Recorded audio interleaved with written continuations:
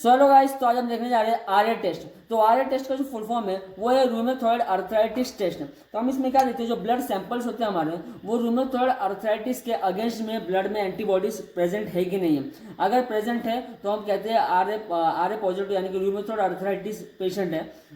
और अगर नहीं है तो हम नेगेटिव बोलते हैं। तो हम ये कब करते हैं, जो इसकी नॉर्मल वैल्यू होती है, नॉर्मल रेंज होती है, वो होती है 0 to 20 इंटरनेशनल यूनिट पर ml।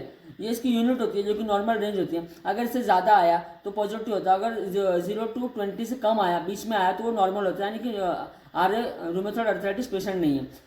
तो हम देखते हैं कि हम इसे परफॉर्म कब करना है, हमें क्या सिम्टम दिखते हैं तो परफॉर्म करना है। तो हमें सिम्टम ये देखने के लिए मिलते हैं कि अगर पेशेंट कंप्लेन लेके आता है कि उसे जॉइंट पेन हमेशा बनी हुई है, साथ ही साथ उसे जॉइंट में स्वेलिंग है, साथ ही साथ वो सुबह जब मॉर्निंग में उठता है सो करके, तो उसे क्या होता है, जो उसके हाथें होती है वो अकड़ जाती है और वो उसे मुट्ठी खोलने में काफ़ी दिक्कत होता है उसे। और थोड़े टाइम के बाद वो क्या होता है, वो फिर जब मुट्ठी हमें खोल, दोपहर का टाइम हुआ तो वो आराम से फील होता है कि आराम से खुल रहा है, लेकिन मॉर्निंग में नहीं खुल पाता। तो ये बहुत बड़ा जो साइन है, ये रूमेटॉइड अर्थराइटिस सिर्फ हमें इंडिकेट करता है। साथ ही साथ हमें क्या देखने के लिए मिलता है, जो अदर सिम्टम्स होते हैं, फीवर रहता है, पेशेंट में फीवर बनी हुई रहती है। साथ ही साथ आरबीसी का जो काउंट होता है वो डिक्रीज होता है, वेट हमें लॉस देखने के लिए मिलता है। साथ ही साथ पेशेंट हमें टायर्डनेस फील करता है हर टाइम, और हमें ड्राइनेस बनी रहती है माउथ और आइज में। तो अब क्या होता है, आर फैक्टर अगर ज़्यादा है, यानी कि 0 to 20 इंटरनेशनल यूनिट पर ml से अगर ज़्यादा आता है, तो हमें क्या देखने को मिलता है कि रूमेटॉइड अर्थराइटिस पेशेंट पॉजिटिव है।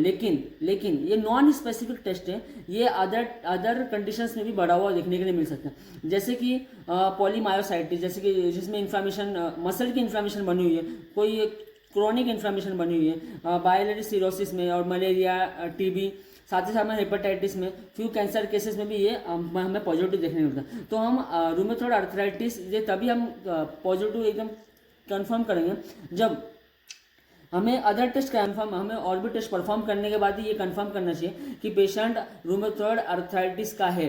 जैसे कि हमें कौन सा टेस्ट करना चाहिए, एंटी सीसीपी का कराना चाहिए, एक तो हमारा आर टेस्ट तो ही, और साथ ही साथ हमें ईएसआर, सीआरपी, और साथ ही हमें एज बहुत मैटर करते हैं, एज बहुत इंपॉर्टेंट मैटर करते हैं। ज़्यादातर क्या होता है, जो ओल्ड एज लोग रहते हैं उनमें, जैसे कि 30 to 40 ईयर्स में ये हमें आर पॉजिटिव देखने के लिए मिलता है। सो